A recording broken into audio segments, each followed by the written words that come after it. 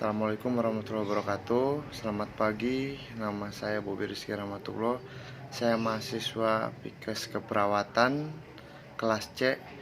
Sini saya akan menjawab pertanyaan materi SIK. Pertanyaan pertama yaitu bidang kesehatan merupakan salah satu bidang yang tidak bisa dilepaskan dari sistem informasi sehingga munculkan istilah sistem informasi kesehatan.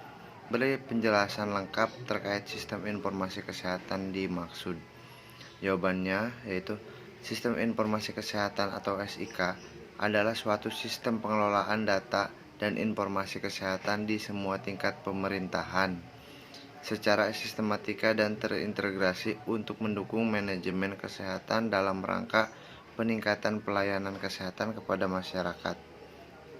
Hal ini bertujuan untuk meningkatkan manajemen pelayanan kesehatan, mengetahui tingkat status kesehatan masyarakat sebagai dasar evidence-based bagi sistem kesehatan, dan yang terakhir sebagai dasar dalam proses pengambilan keputusan dalam manajemen kesehatan. Pertanyaan kedua, beri penjelasan lengkap terkait langkah-langkah apa saja yang harus dilakukan dalam mengembangkan sistem informasi kesehatan. Jawabannya, mengembangkan dan penguatan sistem informasi kesehatan dilakukan dengan memperhatikan prinsip-prinsip sebagai berikut. Yang pertama, pemanfaatan teknologi informasi dan komunikasi. Pemanfaatan TIK diperlukan untuk mendukung sistem informasi dalam proses pencatatan data agar dapat meningkatkan akurasi data dan kecepatan dalam penyediaan data untuk diseminasi informasi dan untuk meningkatkan efisiensi dalam proses kerja serta memperkuat transparansi. Yang kedua, keamanan dan kerahasiaan data. Sistem informasi yang dikembangkan dapat menjamin keamanan dan keabsahan data. Ketiga, kemudahan akses. Data dan informasi yang tersedia mudah diakses oleh semua pemangku kepentingan. Yang keempat, etika, integritas, dan kualitas. Pembangunan kesehatan juga menurut adanya dukungan sumber daya yang cukup serta arah kebijakan dan strategi pembangunan kesehatan yang tepat.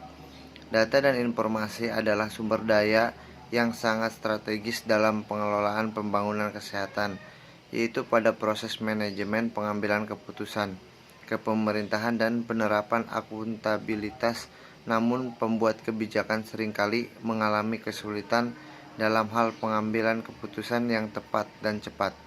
Hal ini dikarenakan keterbatasan atau ketidaktersediaan data dan informasi yang akurat, cepat, dan tepat. Karena itulah, dengan adanya perkembangan teknologi informasi dan komunikasi yang pesat saat ini, dapat dimanfaatkan untuk meningkatkan pengelolaan dan penyelenggaraan pembangunan kesehatan. Pertanyaan ketiga, DSS merupakan salah satu jenis sistem informasi yang bertujuan menyediakan informasi dan memberikan prediksi kepada pengguna informasi.